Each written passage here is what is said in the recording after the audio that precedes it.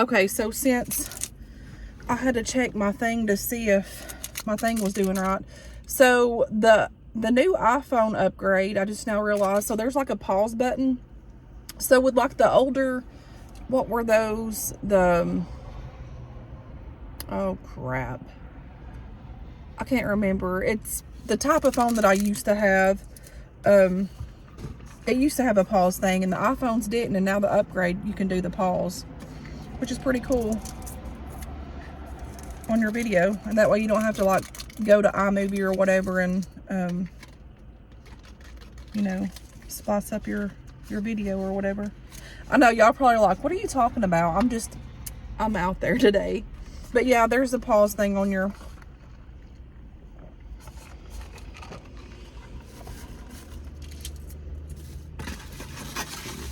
Okay. Got some good old tartar sauce.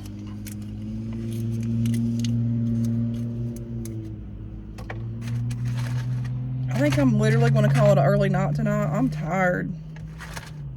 Look at this. Yum. And more yum.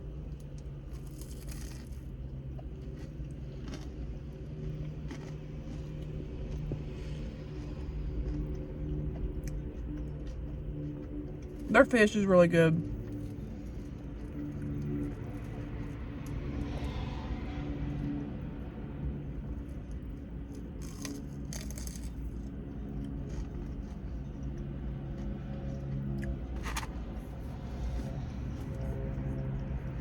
So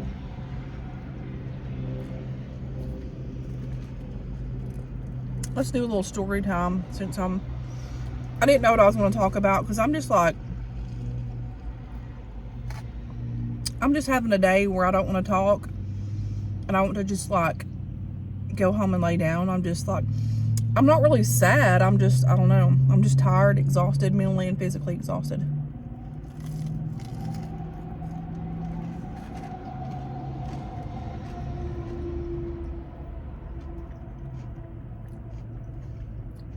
And a lot of it, well, most of it is from my work, just stress. But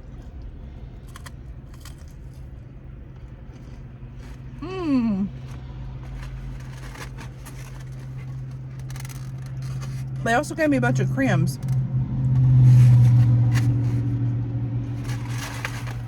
which are these things. My kids used to call them crims when they were little. So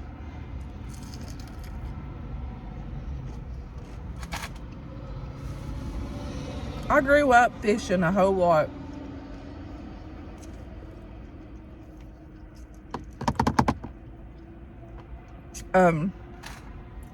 Me, my daddy, my mama, my brother would go sometimes, but not a whole lot. But we would go out there and fish until the sun went down.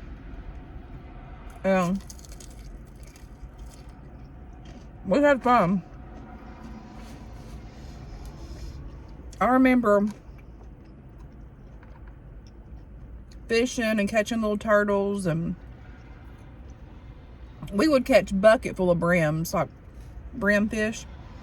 And those are the best eating fish too that you can eat. And it's in a pond, so the food's like clean and all that and fresh. But we would catch them and eat them. And my daddy would take them back home and would flay them or whatever. And, which I would too, by the way. I mean, I might wear makeup and stuff, but I am, like, I can get my hands dirty when needed. But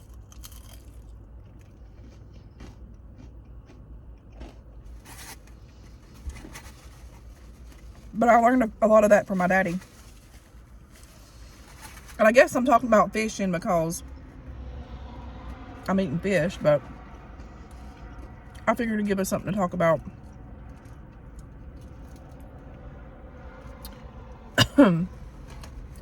So like I said, we would eat so much fish, I would get sick of it because we'd eat it so much. But them were the good days. We had fun.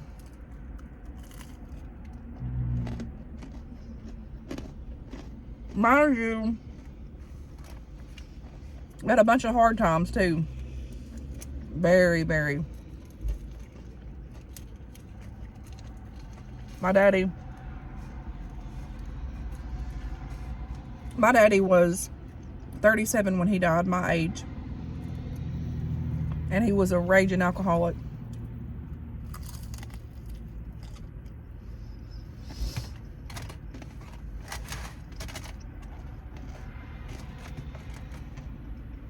But I loved my daddy.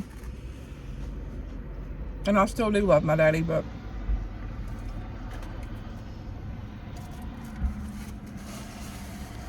I forgave him for a lot of things that happened, which he's passed away now. He died at 37, like I said, but there for the longest, I had a lot of hate in my heart. I guess y'all wonder why I never talk about my dad much. And I used to be a tomboy. I used to be a daddy's girl, like, a whole lot. And a bunch of stuff happened.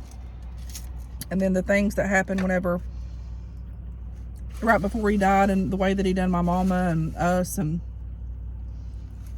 then he died. I just had a lot of anger and hate in my heart. I've never once had hate in my heart until after I got married and had my first kid. And I had so much hate in my heart that it scared me. Like, it really scared me. Even though he was dead, I still had hate in my heart. That's a whole nother story. And I had to call my pastor and talk to him about it.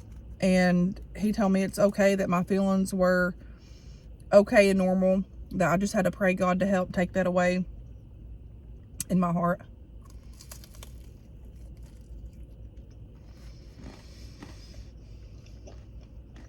But it's taken me a long time to forgive my daddy and let things go. And some things you don't forget. And some things haunt you for the rest of your life. But that's where God comes in and helps us to get through all that. But I was really close to my daddy there for a while. And the older that I got, it just started like I wasn't as close.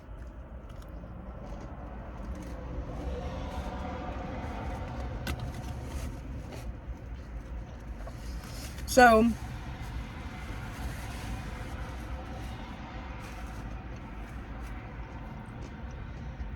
I don't even know where I'm going with this. I don't think I've ever talked about all this to you all. But I've been on my healing journey. I've been thriving, and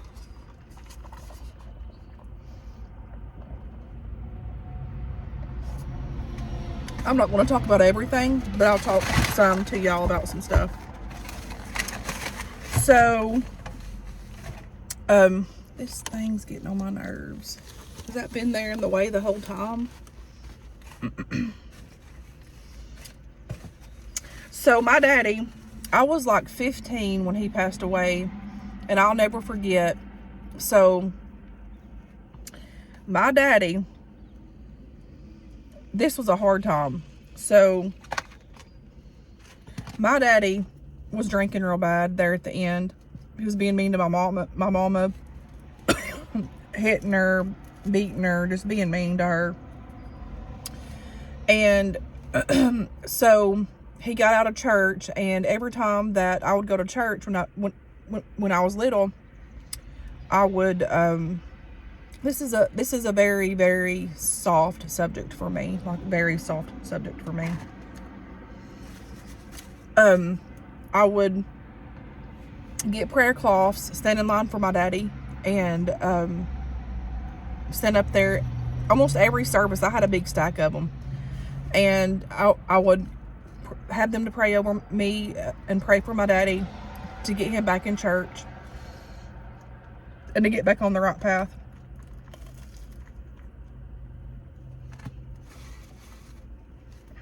And my daddy would keep those prayer cloths, put them in the back of his wallet.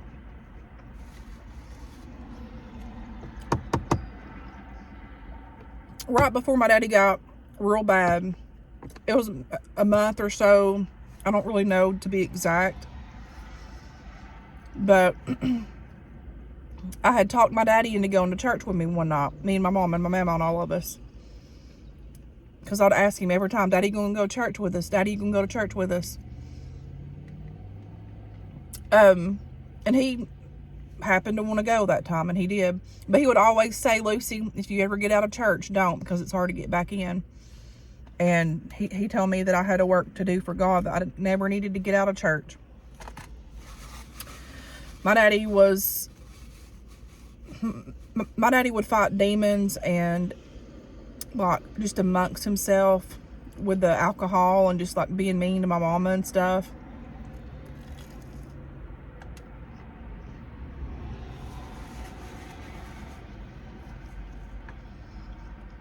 But when he wasn't drinking, he would give the shirt off of his back to anybody. Nice, caring, loving.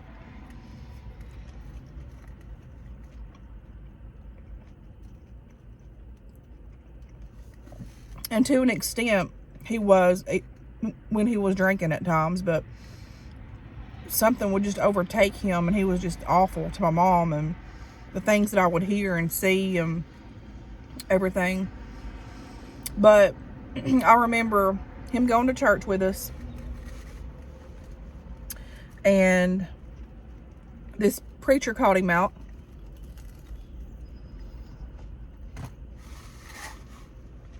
I think we were having a revival.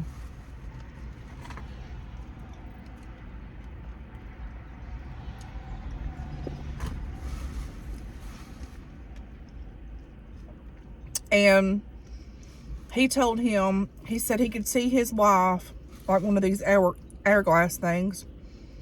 And that if he didn't get right with the Lord, that his life was like, ticking away like his hourglass.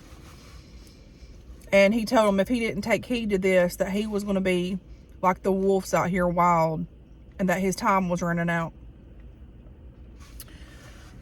A couple of, I don't know how many months it was or how long it was, but my daddy started getting drunk all the time, getting real bad with it.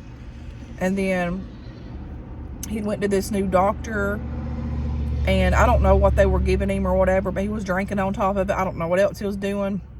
I don't know. But my daddy would always have them prayer cloths in the back of his wallet. But me and my mom and my mama and all of us were at my mama's house. My cousin, her kids, I think my uncle, and I don't know who all was up there eating, because my mama would feed us all the time to make sure we all had something to eat. This is a hard subject for me, but I just felt, I don't know, for whatever reason, I felt like sharing it.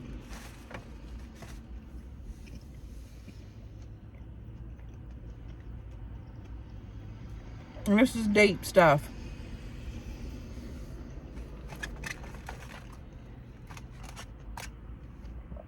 So my daddy comes up the hill in his van. I mean, fast. And I'm like, what in the world? Actually, my mama was in the trailer. She wasn't with us. My mama was in the trailer. And we heard a big boom. My daddy hit our trailer with the van. And so we took off running down the hill, I did, to where we lived. And my daddy literally got out of the van, walked in there, and my mom was drying her hair with the fan, because, I don't know, she just done that. It was summertime, and I guess she was hot or whatever, and then she was blow drying her hair where she took a shower or whatever. And so he went into beating her for no reason. And I remember running down the hill, because I didn't know what happened. I didn't know if he got hurt or if he was drunk and passed out or what had happened. And so I ran down through there, and he's beating my mama, like hitting her. And when I say beating my mom, her eyes were black and blue. Like her eyes were like bulging out, swollen. It was horrible. I couldn't get him off of her. So I got in between them, and he pushed me on the couch. I got back up on back stood up. He still wouldn't do it, like stop beating my mom. And I remember telling him to stop, and he wouldn't stop. So I remember scratching his back and getting in the middle of him, saying some words that I don't regret saying it. I don't. I'm not going to say what I said. But if I didn't do what I would, like if I didn't get in the middle of them, he would have probably killed her. I don't know. And he was just beating her. So I ran back up the hill to my aunt's house and dialed 911. And whenever the cops got down there, and I guess my mama and all of them got down there, I don't know, I can't remember all the details.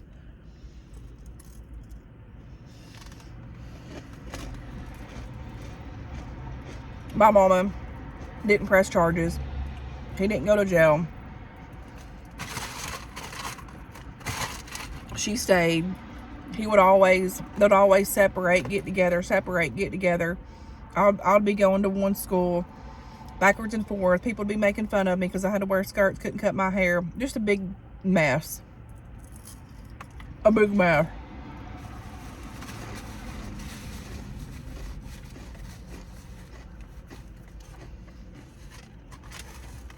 And so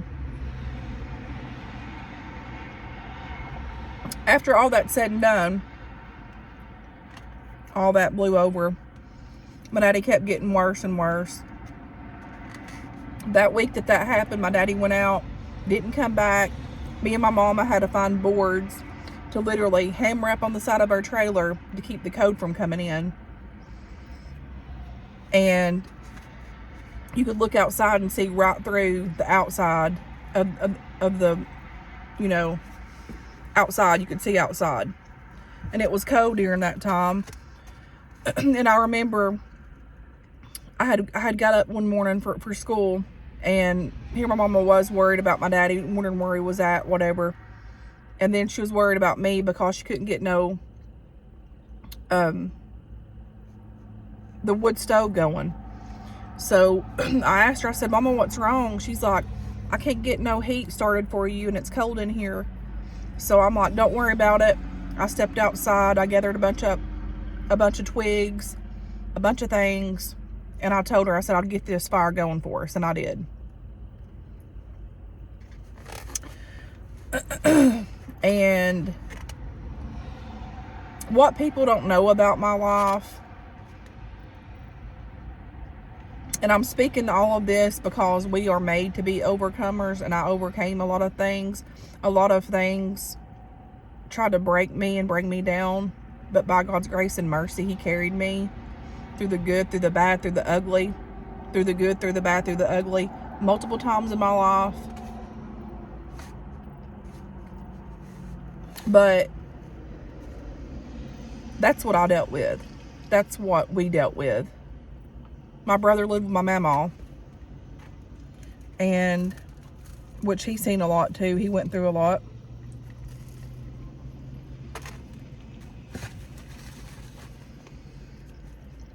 I had a lot of resentment.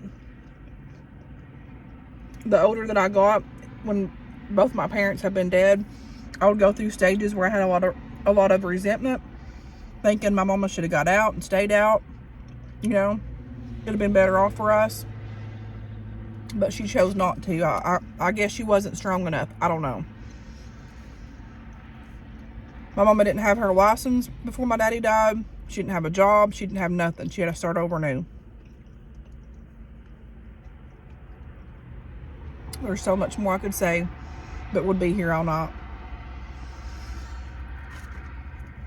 And so that went on for some time. I don't know, eventually that got fixed. I can't remember. I don't know if it did or not, to be honest with you. But so my daddy had always said that he wanted to die while he was fishing. And that's what happened. So I'll never forget it. I was a teenager. I was in that stage where I was going through all that, you know. It was bad.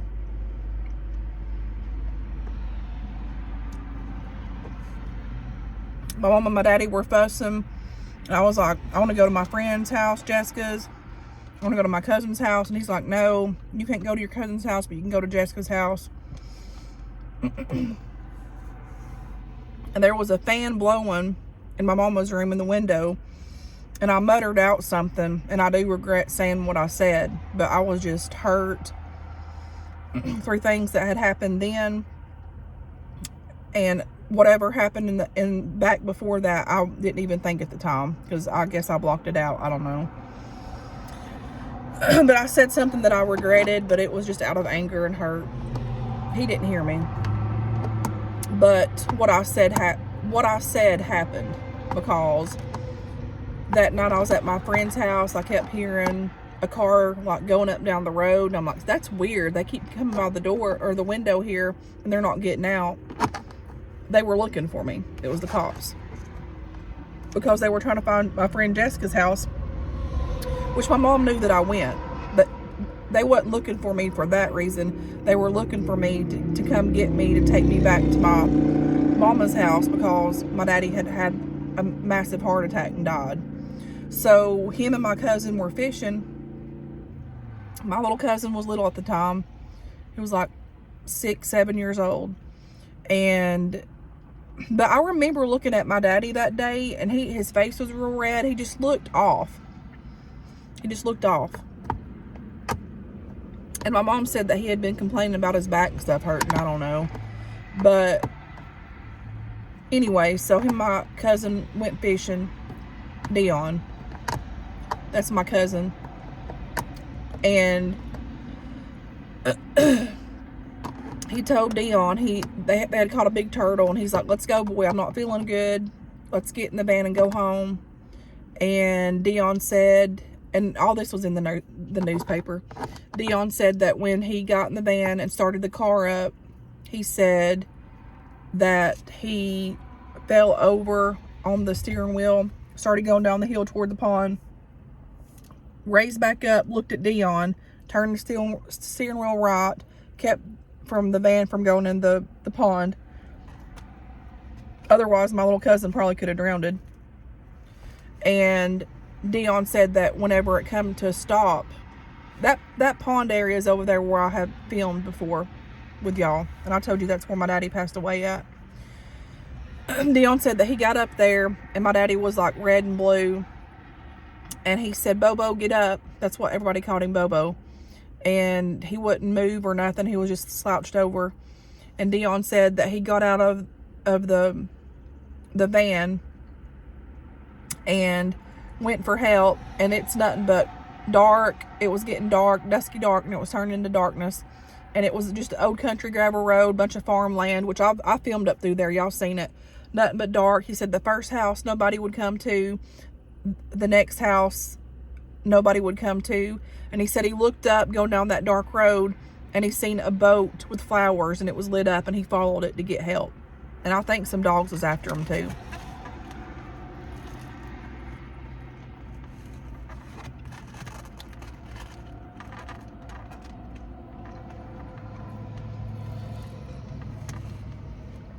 But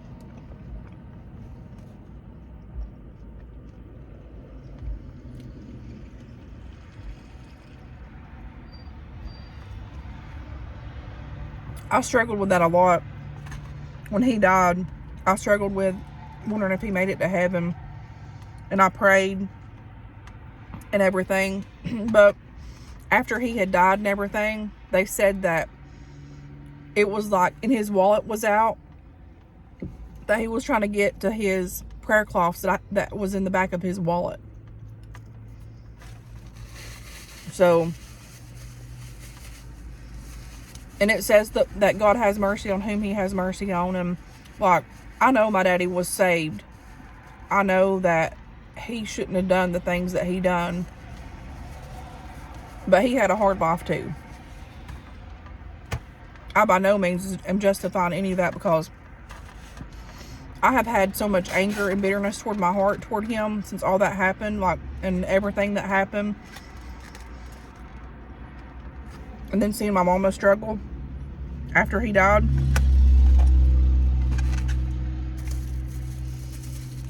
But what I'm getting at is every one of our storms in our lives are different. I didn't go through the things that you went through. You didn't go the things that I went through.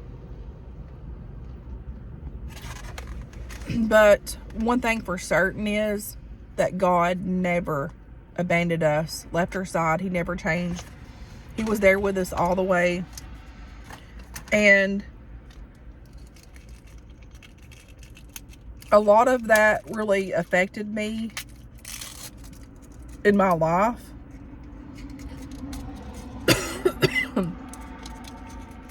But also a lot of that helped me in ways of fully trusting in God and relying on him.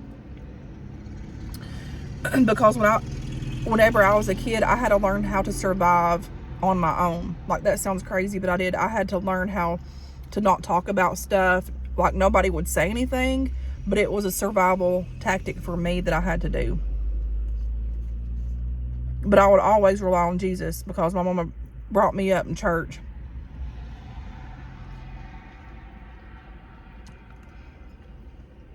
I've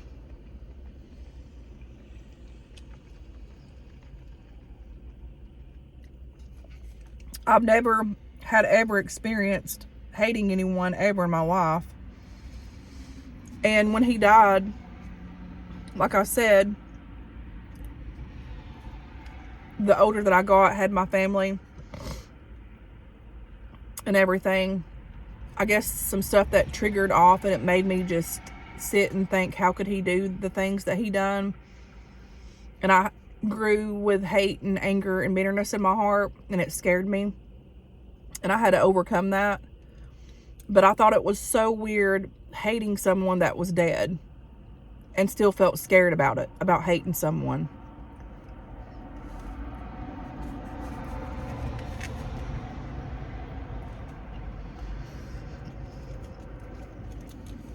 And you know that saying, time heals everything? That is true. That is true.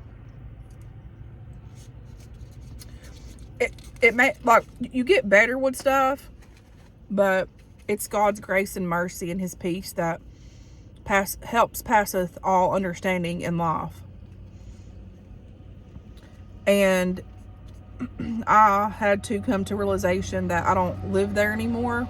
I don't carry those things.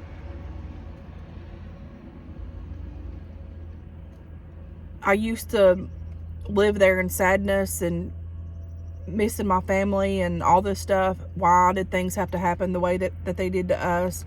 Why is all my family gone? Like, I struggled with those things in my life. But in this season that I'm in now, forgiveness has been the hardest thing for me to do in my life.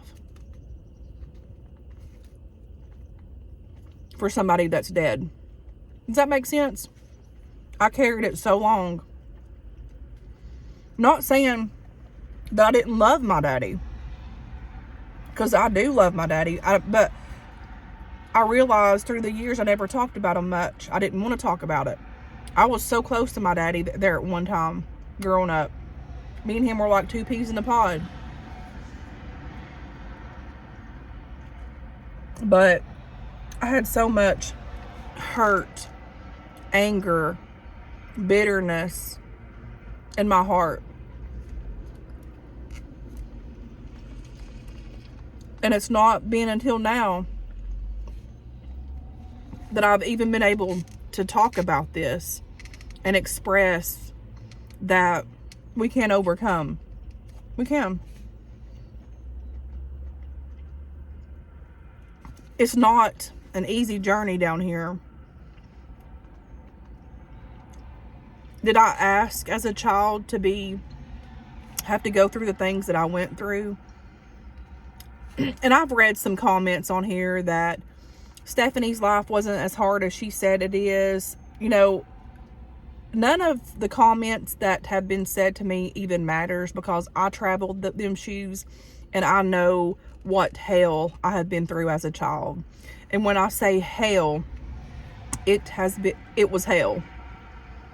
There were good times, and people say the good outweighs the bad, but that's all that I can remember. A lot of it's just bad.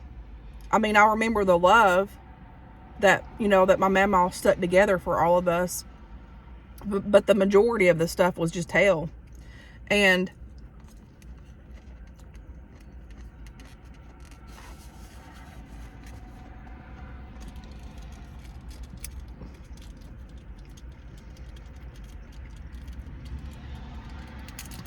I used to sit and ponder on it, and it would make me sad. Like, why is my life like this now? Like, I didn't ask to be dealt with the card that I've been given. I didn't ask to be put through all those situations. Like, even after my mama died, and the older that I would get, I would get resentment toward her, even her being dead, thinking she should have got out and saved me, my brother, from the trauma. But she didn't. She loved my daddy, and she thought that she was doing what was right, because back in them days, we were taught, stay with your husband, divorce ain't okay, all this stuff. And I found myself in bitterness, hurt, anger, but I had to feel that. And I didn't want to feel that. At times I ran from it. I did not want to feel the pain. I didn't want to feel the hurt. And it was like I was just stuck in that same sadness of doom and gloom that was over my head for years, man. For years. For years and years and years and years and years. I'm going to tell you something. Don't ever, anybody out here that's going through hell, anybody that's went through hell and think that you can't overcome it, anybody that's dealing with it now, get out of the abuse. Get out of that. It ain't worth the trauma. It ain't worth the trauma with your kids. But if you're struggling with not having hope, thinking that you're going to be stuck thinking that way, know that you can't bear it by yourself. You have to fully lay it all down at the feet of Jesus and let him take over and control and help you. And you could seek, like, you know, medical help, like, or like, you know, talk to a psychiatrist or something. I tried that before. It wasn't for me. But when I truly let that crap go and give it to Jesus and forgave them for what happened, forgave my father for what I seen, forgave my father for what happened to me as a child, forgave was the hardest thing. That, I mean, I forgave him, but I was hanging on to it. The hurt, did I really forgive him if I'm still was hanging on to it? And just the bitterness, the anger, the emotions that I felt for years, okay? For years.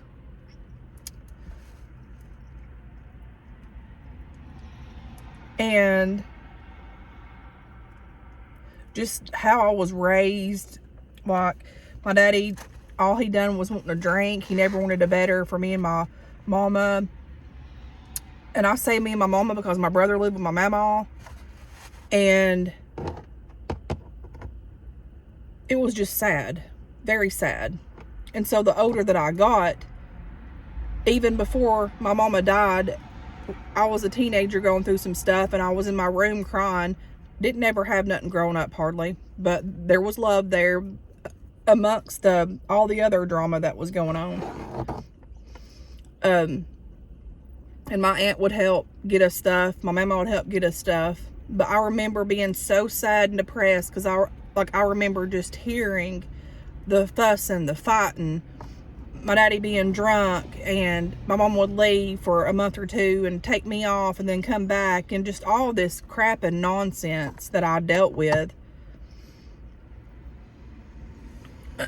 And my mama came to me and asked me what was going on, and I'm never one to even talk about how I feel. Like, whenever I was a teenager, I just didn't talk. And I was crying, and she said, I didn't even have to say nothing, and she said, Stephanie, she said, one day you'll have better. She said, and it wasn't even about the materialistic things. It was just all of it. And I mean, I guess you can say that it was in somewhat, because we all want better in life, but we didn't have nothing. I mean, for God's sakes, you could be in the freaking bathroom and look down and see the floor. I mean, that's how poor we were. And people can take and run with that and talk about me behind my back. This is my story, okay? This is the things that I've been through and I've overcome. And then people like to sit and judge me for bettering me and my family. For me and my kids, I've done by myself. I've overcame those obstacles in life. I've pushed myself to do better for me and my kids. I've pushed myself to have better things, by God's grace and mercy. That's helped me do that. And not only do I sit and think about, man, I wish that my mama lived a little bit longer to where she could get out and do the things that, you know, she could have better things. And because that's a whole nother story, how she died and how sad it was. Like, I've been through hell, y'all, and I'm not over here saying this to toot my own horn, because this is nothing to be talking about and bragging about.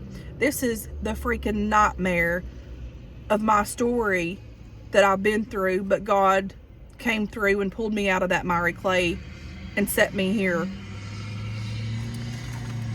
And a lot of times we get caught up in the struggle of everyday life, of things that don't even matter. Like, what if I was back dealing with that crap?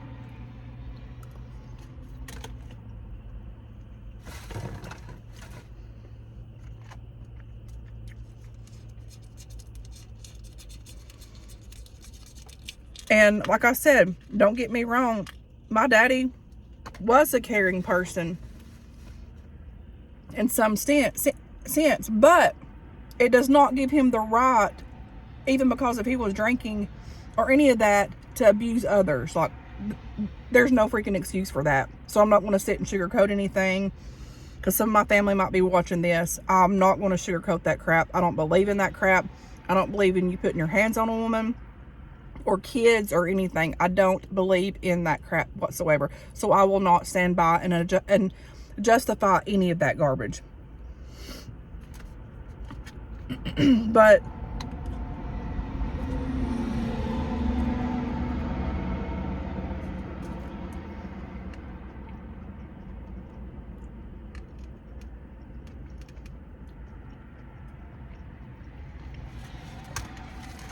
I just wonder that, like, I can be like just thinking of life and stuff, and just wonder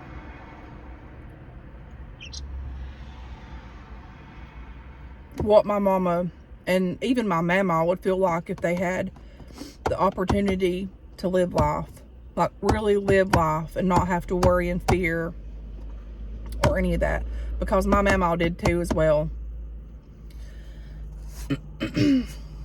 And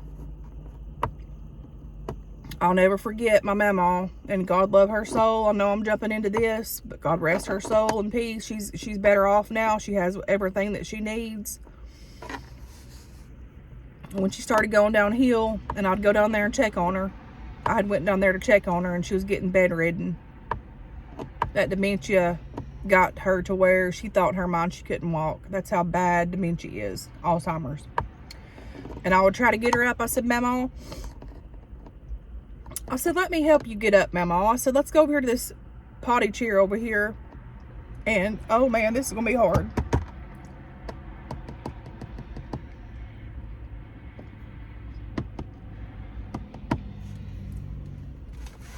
I said, let me help you get over here to this potty chair. to use the bathroom and get you back on your feet, you know. And then I was going to put her in her wheelchair. Stood her up once. She sat back down on the bed, her hospital bed. Stood her up again. She sat back down on her. And this was like the last conversation that I had with her before she went into her coma. She sat back down. I tried it again. She sat back down. I'm like, okay. It's okay, Mama. So I got over here beside her. She was sitting here, and I go on the other side of her. And I put my arms around her, and she was just so sad. And she put her head over here on my shoulder like this, and she said, Stephanie, I'm so tired. She said, I can't get up. She said, I'm tired. I said, I know, Mama. I said, I know you are. And I just started patting her little shoulders. And I said, Mama, I said, one day, now, I'm going to tell you, she didn't have a fancy house. She didn't have any of that. Her kitchen wasn't spectacular. It was just an old country kitchen. Poor. We were poor. But she treated it as if it was everything, you know, because everything that she done was love, and she tried to help all of us kids and feed us and show us love and everything, even through the hell that they've been through, you know. Keep that in mind. And I told her, I said, Mama, I said, don't you worry about it. I said, because when you get to heaven, I said, you're going to have a mansion, you're going to have a brand new house. I said, you're going to have you a car. You're going to be able to drive.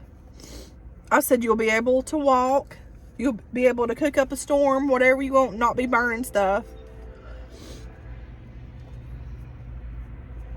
And she just put her little head over here on me, and we both cried, and I hugged her, and I knew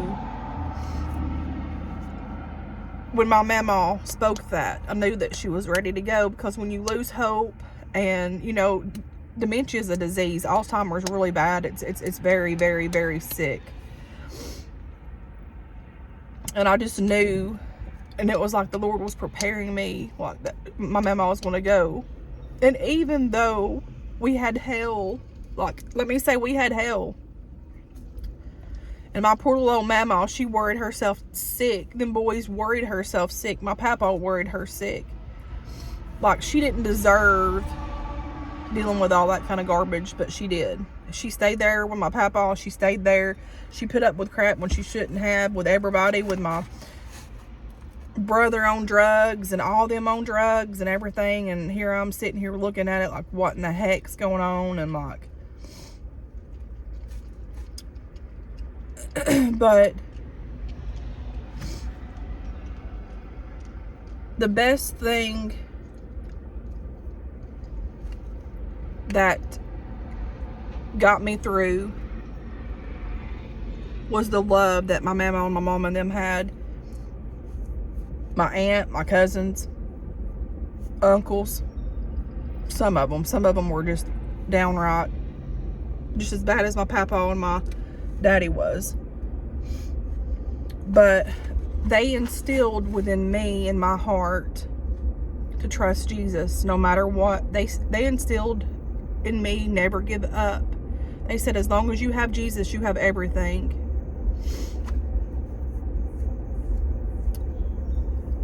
So I'm just telling y'all, whatever you're faced with, if it's something in the past, don't carry that crap no more. Give it to Jesus, let him do it, but you have to 100% do it. And I'm gonna tell you, it took years for me. It took me mentally hitting rock bottom, like literally hitting rock bottom. I'm like, it just, whatever it was, got me there, and the Lord delivered me from all that pain and hurt. And it's not been easy. My healing journey has not been easy. But God's grace is sufficient. And now when I look back there, half of the stuff I can't even think of because I forgot, because it was just so bad. But God's reminded me, I'm no longer there. I'm no longer in that. All of that's gone. This right now is all that matters right now. And I loved my daddy. I loved my papa. I loved even my uncles that done me crappy. there's a bunch of crap with that crap that went on too. But I'm standing. And Satan himself has tried to put every roadblock up in my life to stop me for God's purpose that he has up on my life. Even as a child, my mother prophesied to me, and I had the letter. God gave her a word. And it's come to a T the older that I've gotten. It's coming to pass.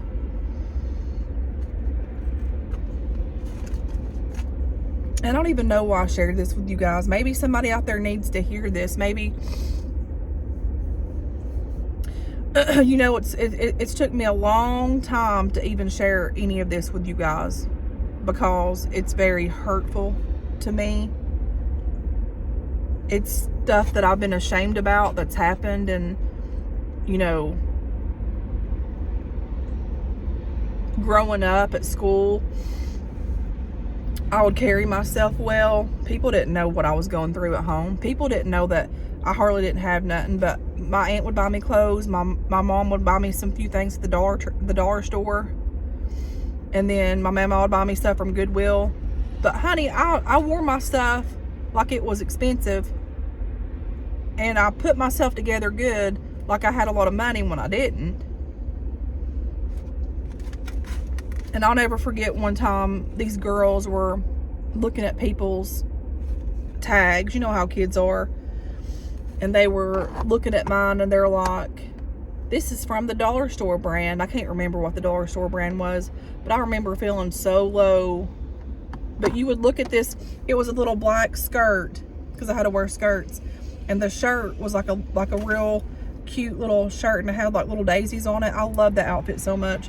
But that really done a number on me. But people never knew the struggles that I had at home. People didn't know the environment that I was living in. People didn't know the abuse that I was encountered and seeing in my life, because I held it together.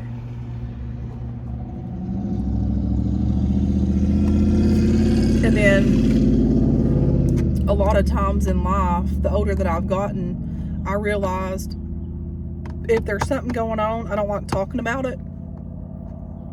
I'll somewhat shut down, even in relationships. Like, I will shut down because that was my survival mode. Is that good? No. But I'm learning how to process things now. I've gotten older. I've gotten wiser. It don't mean that it's easy. It's not easy for me. But sometimes, in reality, when you're standing alone, God wants us to be in this season. Like, I'm speaking for me. I've been in that era. No, I don't feel that way much right now, but like, I've been in that alone season. But he wants us to stand on his promise. I'll never leave or forsake you. I'll strengthen you. I'll go with you. I overcome the world. Like, he wants us to stand on his promises. And that's what I do. God's got a call upon my life. And I've been praying about some things and praying for guidance. But I'm telling y'all, if you're going through something, it's too big to carry, let it go. Let it go. Because God don't want you to have to carry that. And we can sit and say that we've let it go, let things go. But if you don't completely let something go, it can destroy you. And it will. Because I'm telling you, it was hard, the stuff that I've been through. And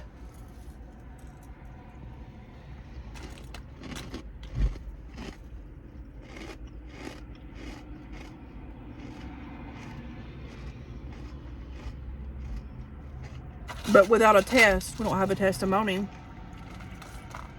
I came out of it, overcome.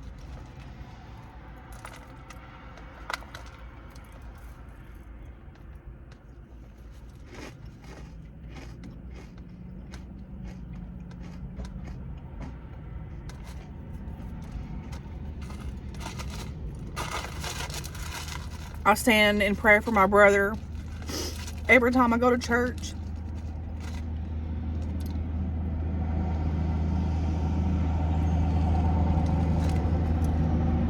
Because his card wasn't dealt good either. And he wasn't strong enough to get away from there. He wasn't strong enough to get away from those demons that's over there. Like, demons are everywhere. But he stayed there. And the drugs overtook him.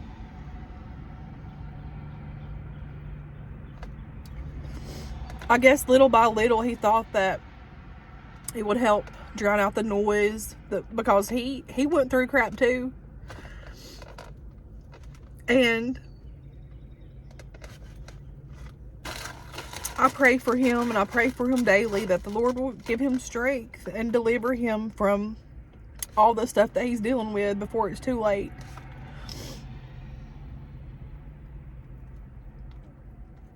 Because it could happen to any of us. We can go down the wrong path. I'm here to tell you, I went down a wrong path in my life. And it was because of hurt.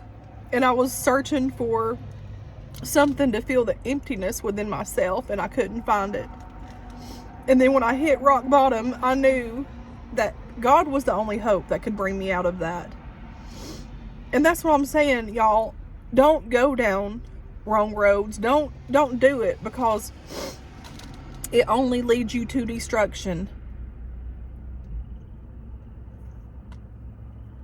And my brother's there, and it's bad.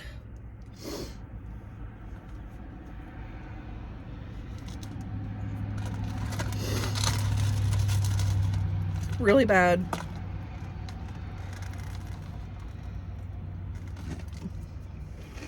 And I hate to be like a Debbie Downer on this video, but I have been in a I don't even know how to explain the way that I feel today. And then I was sitting here eating this fish. When I pulled in, I was like, because I was just going to come on here and say I don't even want to talk. I was just going to eat my food, do it real quick, and leave.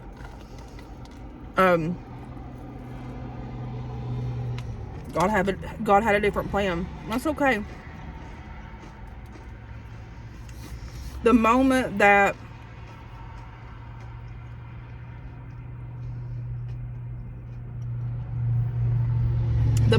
we get out of ourselves and let God step in and help us walk through life, help us get through life. The moment that we fully rely on Jesus, because you know what, I've got faith. I've seen miracles happen time and time again. I know who God is. I know what He's capable of.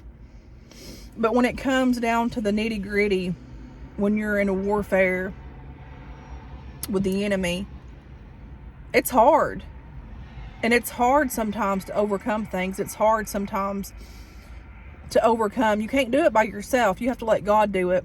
And a lot of times in life, we do that in ourselves. We want to be like, I'm not going to do this no more. I'm not going to think on this no more. I'm not going to do this. I'm not going to do that. We can't not do that. God's Holy Ghost power has to come down and rain upon our lives and help us with all that. Because He is peace. He is understanding. He is forgiveness. He is all of that. So Jesus had to show me things the older that I got, to forgive and to let go, to move forward and look back at things as no more, because it is no more. I can't go back and have a new card. I can't go back, and I wouldn't. I love my family dearly, even through that crap. I believe my daddy was sick, but he was my age and he died young. My mama died young. It's sad, really sad. I'm thankful God spared my life. I'm thankful that God has His hand upon my life. And just like today, that sadness was just like, it's not a sad, it wasn't like sad. It was just some kind of weird feeling that I was feeling. Wasn't even thinking about this stuff. But now God reminded me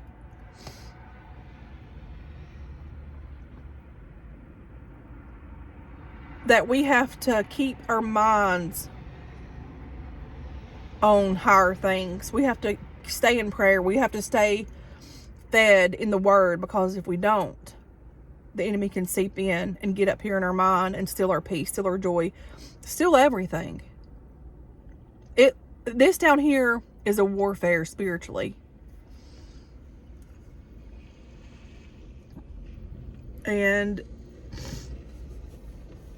all that I'm saying is we can overcome by God, by His grace, by His mercy, by His unfailing hand. God has never let me down. I've prayed for things. Things didn't happen then because it wasn't God's perfect timing.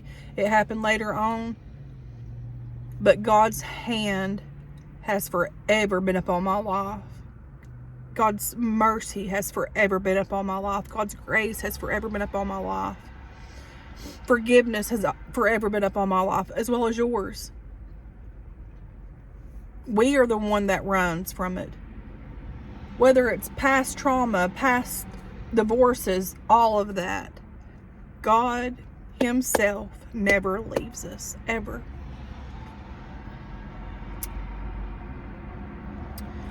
And I was just feeling these kinds of ways because my job has been just like very stressful. And I think about the things in life that I want to do, the visions that I have, and I'm just seeking God, show me the way, Lord, lead and guide me. And I'm just over here rambling in my mind. But God says, wait. His timing's perfect.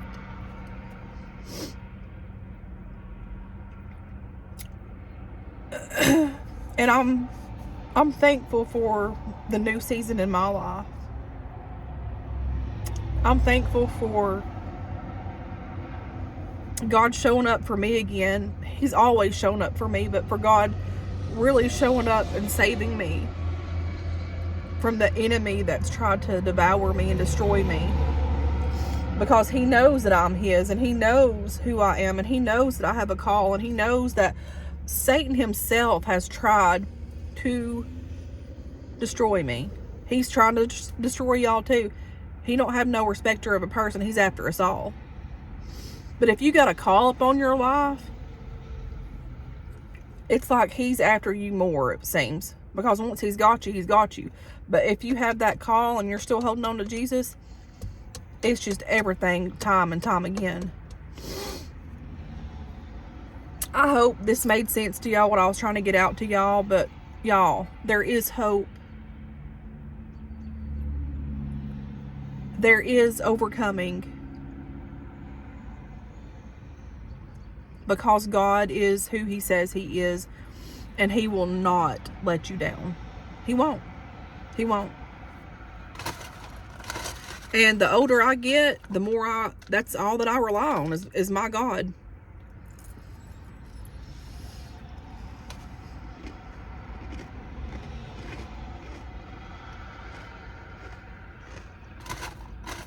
We came in this world with nothing, and we'll go out with nothing, but we do have God on our side. Our Creator. I feel a little better since I shared what I needed to share. Didn't even know I was going to talk about it, but God just wanted me to start speaking, and I did.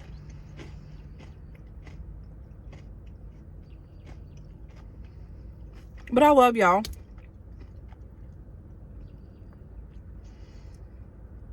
I pray for y'all. Like, I was going to go walking today, and I didn't even feel like going walking. I was just going to go walk, do a little vlog, not say nothing, just share God's beauty. I find peace out in the beauty of nature. I find God more out there. But that wasn't the direction that I needed to go, because it was right here. And I'm here to tell somebody, even if it's just one person, God loves you. God cares for you. God sees you. God sees the hurt. He sees the loneliness. He sees your tears. He hears you. And He's there. And He's waiting. All you have to do is just call out to Him and hold on to Him. Get in your Bible, pray, seek Him, and He'll find you, I promise. But anyways, guys, thanks for watching. I'm sorry that I rambled. I know that was some deep, deep, deep stuff, but, you know, this is my life. This is my channel. And I just try to help people. Show people that you can overcome. Keep my brother in your prayers. Pray that he'll get delivered. And it's just, some things are just sad. You know, sometimes in our life are sad, but it passes. It don't mean that we forget about it, because it's always going to be there, but we don't hold on to it no more. We don't live back there no more. And when the enemy starts coming in, you just speak Jesus. Say, God, you've got this. That's what I do. God, I don't know the direction that I'm going with this, but God, you do. And you told me to wait and watch. So here we are, we're going. And He'll open the doors that needs to be open, close the doors that need to be closed, and we just keep on walking. And if you listen to this, the sweet, soft voice of God, you'll know. Don't get in your own way, because I've done that before.